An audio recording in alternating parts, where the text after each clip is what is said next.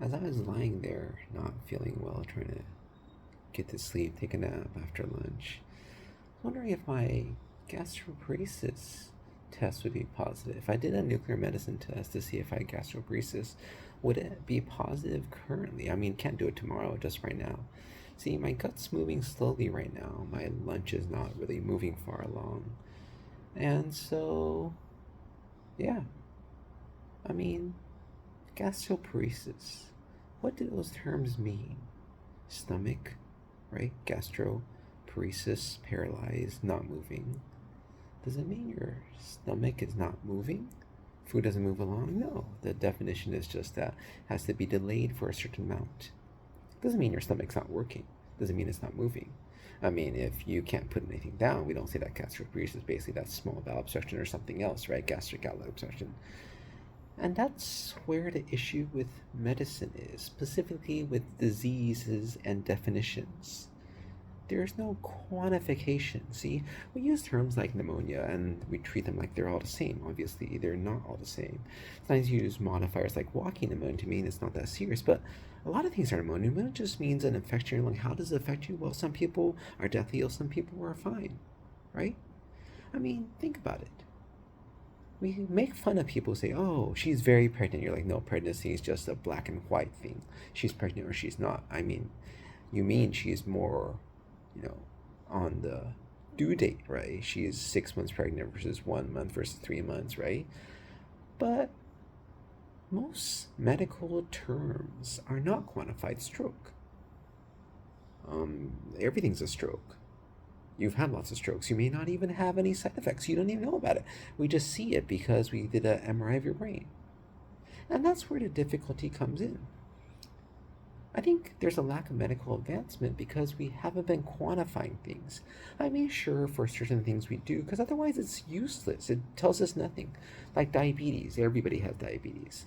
This person has an A1C of 6.0, they're on medication, they have diabetes. Yes, that one has an ANC of 14. Their diabetes is not well controlled. It's a different beast, basically, than other person's. The person has hypertension. Well, a lot of people do. Oh, I mean, my blood pressure on a good day is 180 over 100. Oh, yeah, you have hypertension. I mean, there's levels of hypertension, but basically, medical terms for diseases are just black and white. There's a cutoff, you have these criteria you meet, and then you have it. Or you don't. And to illustrate how silly it is, think about this idea of paralysis, paresis. You say somebody's paralyzed, sometimes you even say a spinal cord level, but how much can they do? Some people can move their hands. Some people can move their fingers. Some people can't do anything. It's like, I got a leg amputation. Well, where was your amputation? It's one thing taking off a toe. I mean, that's part of your leg, right? Another thing taking off below the knee, above the knee. Why does it make a difference? Well, because the amount of energy, if they cut off above the knee, is a lot more than below the knee that you require with a prosthesis. And the issue is we don't quantify our diseases in medicine. We say things like gastroparesis. What does that mean? Some people have bad gastroparesis. It's like you say things like constipation. I have bad constipation. I mean, most people say, yeah, I mean, we all have some constipation in America. That's why you look at the drugstore and the aisle's full of laxatives, right? Things that help you go. Oh, I have a constipation so bad that they had to take out my colon and put it through my belly. Oh, now that's like real constipation. I mean, why is it that in the medical field we still have diseases without quantifying the severity, right? That's like saying that person's tall. Yeah, that's sort of meaningless, right? Why do we think diabetes has any more significance, right? I mean, surgeons, I think most of us think they're sort of dumb is not the right word, but simplistic. They're like, oh, you have diabetes. You're like, their diabetes is because their A1C is 6.8. They don't take any medications. Technically, they have diabetes, but basically it doesn't matter to them. It has no effect on their life. But it's just a check mark on a scoring calculator to say how high their risk of surgery is. And I think that's why medicine is at a standstill in terms of progress. We say people have fatty liver. Yes, fatty liver is very bad. I agree. But I'm pretty sure a little amount of fat is different than a large amount of fat. Fatty liver, where your liver enzymes are still within what most lab ranges are called normal, right? Like 30 for your ALT. That's still fatty liver. It's just not that bad. But some people are 40, 50, 60. That's bad.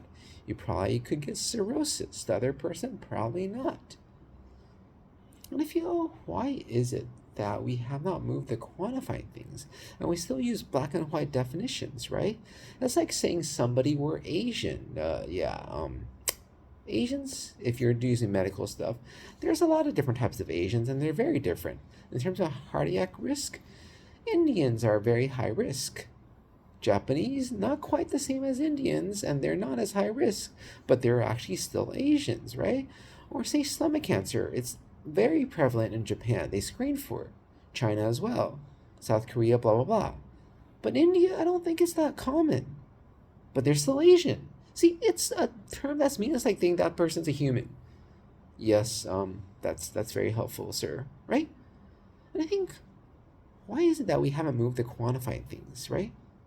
That's like if you ask somebody, right? Let's talk about general terms we use for a description, right? I have money. That's what my nephew said. He has money, yes. Bill Gates also has money. Who in the world thinks that's the same thing, right? It's like saying, do you own a car? Do you have vehicles? I'm pretty sure Jay Leno would say, I have vehicles, I have cars. Pretty sure that's a little bit different than, me owning a 20-year-old Mazda. Their car is, I guess it's technically, they're both cars, right? I mean, $10 million? Yeah, but mine is, I don't know, worth $500, but they're technically both cars. And that's how useful our medical terminology is currently. And yet we still use it because it's too complicated for us human beings, right? Too much to keep in our mind. How do we weigh it? It's already hard enough listing, remembering all their medical issues, but now we have to quantify it to say, and we have to know what the risk is, know how to relate. That's why we have computers. And that's why the issue is we haven't fully embraced computers. There's all these calculators we use, scoring, blah, blah, blah. But they really come in because we, maybe as humans, can't process so much complexity. But we need to, and that's hindering our medical progress. Because we're very black and white. We say disease states are an on-off thing, when the truth is, they're not. And it's awfully simplistic to say Bill Gates is a human being just like just like me, and thus we would get treated the same at fill in the blank, say basically anything, because it's obviously not true, right? The same with everything else in the medical field that we say is the same.